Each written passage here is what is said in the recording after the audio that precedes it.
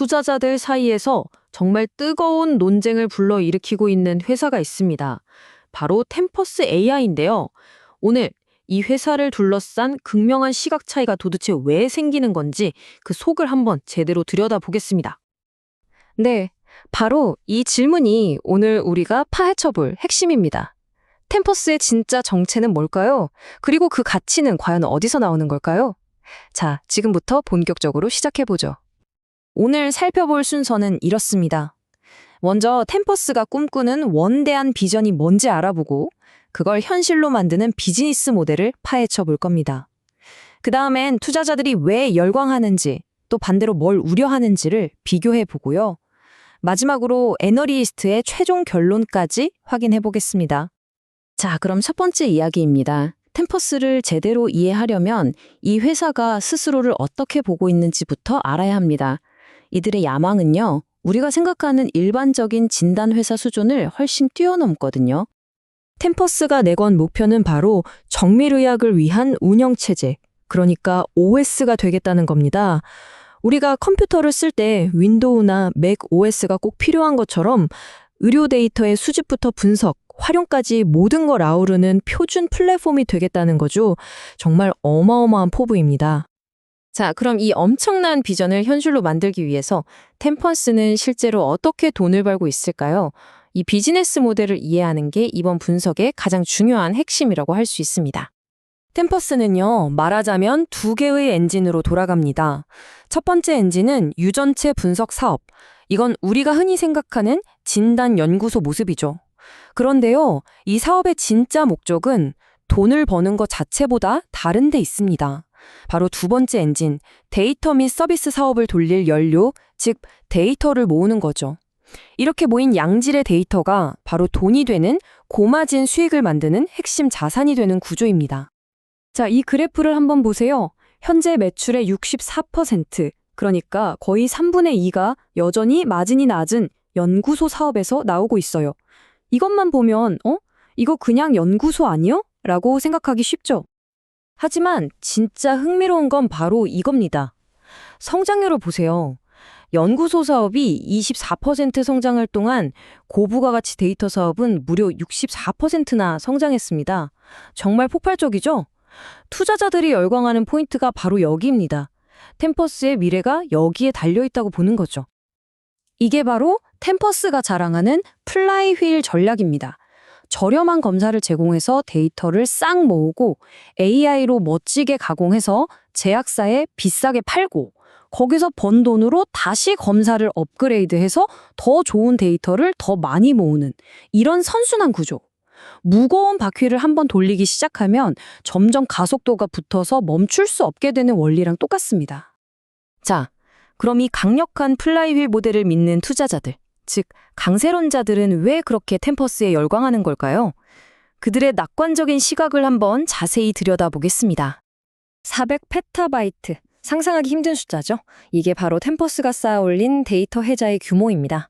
여기서 해자라는 건 성 주위에 파놓은 모처럼 경쟁자들이 쉽게 넘어오지 못하게 만드는 강력한 경쟁 우위를 뜻하는데요. 단순히 데이터 양만 많은 게 아니라 유전체 정보, 진료 기록, 의료 이미지까지 하나로 묶인 멀티모달 데이터라는 점에서 그 가치가 정말 엄청납니다. 강세론의 핵심은 딱 한 단어, 가치 재평가, 영어로는 리레이팅에 있습니다. 이게 뭐냐면 시장이 템퍼스를 더 이상 평범한 진단 연구소로 보지 않을 거라는 믿음이에요. 진단 연구소는 보통 매출의 3배에서 5배 정도 가치를 인정받거든요. 하지만 AI나 바이오 사스, 즉 구독형 소프트웨어 기업은 매출의 15배 이상을 받기도 하죠.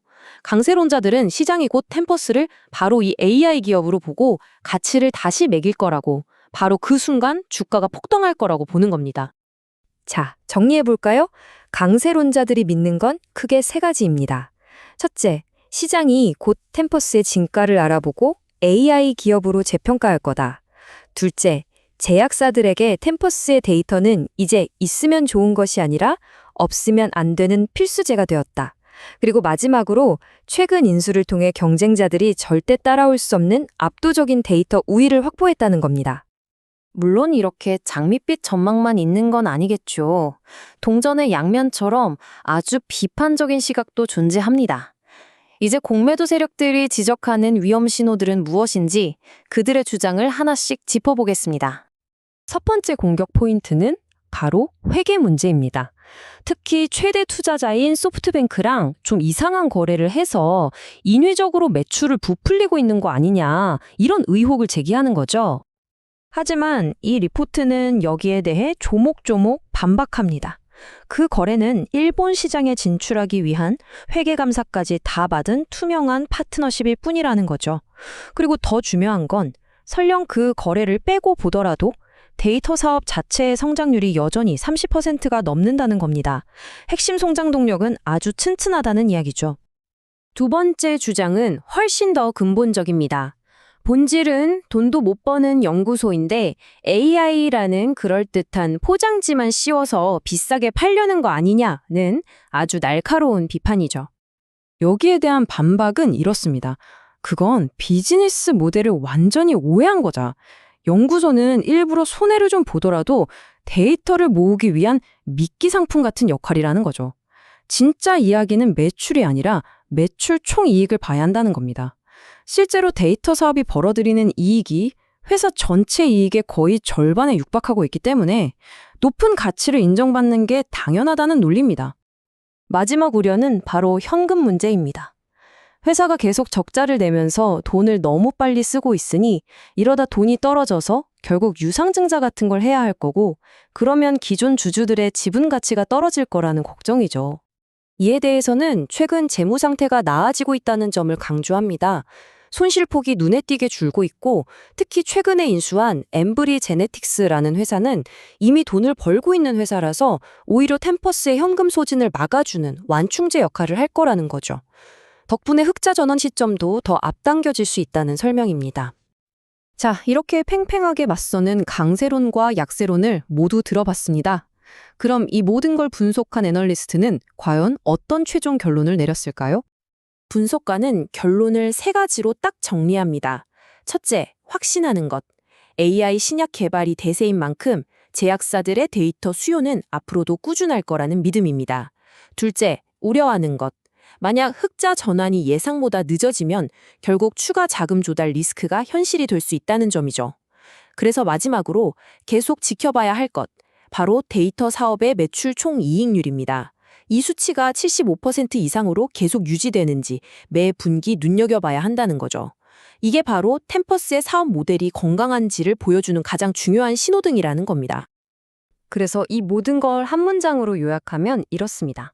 템퍼스에 투자한다는 것은 결국 이 복잡하고 방대한 의료 데이터를 정리하고 가치를 만들어내는 경쟁에서 AI의 탈을 쓴 바이오 기업이 최종 승자가 될 것이라는 데 돈을 거는 것과 같습니다. 자, 오늘 분석을 들어보신 여러분은 어떤 생각이 드시나요? 템퍼스는 정말 의학의 미래를 만들어가는 혁신적인 기업일까요? 아니면 언젠가는 무너져 내릴 데이터라는 화려한 카드집에 불과할까요? 그 판단은 이제 여러분의 몫입니다.